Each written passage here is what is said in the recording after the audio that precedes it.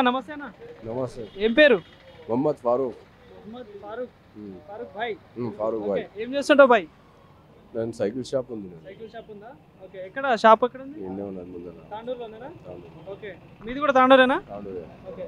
అన్న మరి ఇప్పుడు తెలంగాణలో పార్లమెంట్ ఎలక్షన్స్ వస్తున్నాయి. ఆ పార్టీలను తిరుగుతున్నాయా?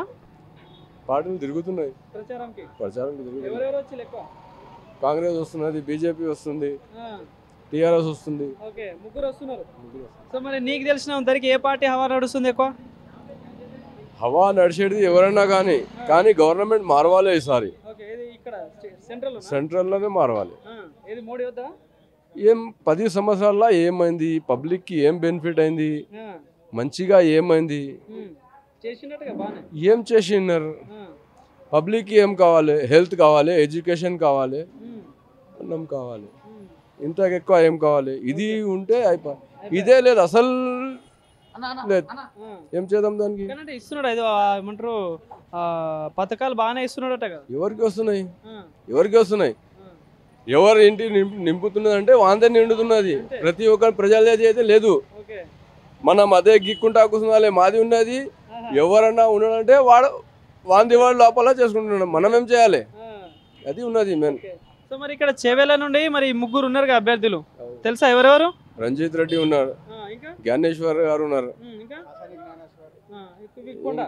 కొండ విశ్వేశ్వర రెడ్డి ఉన్నారు. సో ఈ ముగ్గురులో మరి ఎవరు గెలిచేటట్టు ఉంది? ఎవరు గట్టి లీడరు? రంజిత్ రెడ్డి రావాలి. మంచి వ్యక్తి. అంటే ఇంత ముందు కూడా 5 సంవత్సరాలు చేసిండు పని. అవును, టీఆర్ఎస్ లో ఉన్నాడు, కాంగ్రెస్ లో వచ్చిండు. ఎట్లా పనితీరు ఎట్లుండే మరి అనేది? పనులు అంటే పనులు ఉన్నాయి. సెంట్రల్ గవర్నమెంట్ అతను ఎంపీ ఉన్నాడు, అతనికి ఎంత ఫండ్ వస్తుంది అంత మొత్తం డిస్ట్రిక్ట్ కి పెడుతున్నాడు, చేస్తున్నాడు. తక్కువనో ఎక్కువనో అవుతుంది. ఇంత ముందు కొండ కూడా పనిచేస్తుండే కదా ఇంతకు ముందు. సో ఇద్దరులో ఎవరి పాలన మంచిగా అనిపించింది? ఇద్దరులో అంటే ఇప్పుడు ప్రస్తుతానికి అయితే రంజిత్ రెడ్డి బెటర్ ఉంది. గెలుపు ఉంటది కదా ఈసారి. కనీసం వస్తున్నాడు పోతున్నాడు అని ఎట్లా కాన్నాడు రంజిత్ రెడ్డి. కానీ కొండ విశ్వేశ్వర రెడ్డి గెలిచినాక మళ్ళా ఎలక్షన్లన్నీ వచ్చి కనబడ్డాడు, కానీ మధ్యలో కనబడలేదు. అంతకుముందు ఒక కంప్లైంట్ కూడా ఇచ్చినారు పబ్లిక్, మా ఎంపీ గారు పొడగొట్టుకుపోయినాడు సార్ నింకుండి అని. అట్లా అయింది పరిస్థితి. అట్లాంటి వ్యక్తి గెలిస్తే కష్టమే మళ్ళీ. సో మరి ఇప్పుడు మెజారిటీ ఎంత రావచ్చు అనుకుంటున్నారు మరి మీరు? మెజారిటీ ఎంత అన్నా రాని సార్, కానీ గెలవాలి కాంగ్రెస్ గెలవాలి. సో మరి తెలంగాణలో 17 స్థానాలు ఉన్నాయి, ఇది ఎంపీ. సో ఎన్ని గెలవచ్చు మరి మీ చెప్తున్న కాంగ్రెస్? 12 గెలవాలి.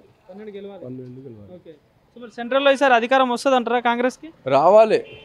పబ్లిక్ మంచిగా ఉండాలంటే రావాలి. లేదు మనకు అట్లనే బతికెడుతున్నదంటే అంతే. సరే బాబాయ్, థ్యాంక్ యూ.